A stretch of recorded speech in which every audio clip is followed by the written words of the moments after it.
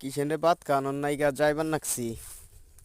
একটা নৌকা পাইছিলাম, নইলে তো আর আইটি যাওয়ান লাগতো গলা পানির ভিতর দিয়ে। আর যাইতে যাইতে তো গা কাইটে কুইটে থাকতো না, বন্টন আছে। তারপরে হচ্ছে খাইজনি আছে জম্মের পরিমাণে।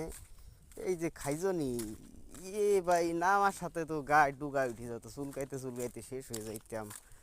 এই কৃষক যারা, কিষেন যারা, গে আল্লাহ খুব ধৈর্য দিয়েছে, তা নাইলে এই খাইজনির মধ্যেই দাঁড়ায় ফিরিয়ে ধান কাটতেছে, কোনো রকম ঠেকতেছে না। আসলে ভাই জীবিকার তাগিদে কত কিছু করা লাগে, নাইলে এই চুলকানির ভিতর কেউ ধান কাটে? কিছুই করার নাই।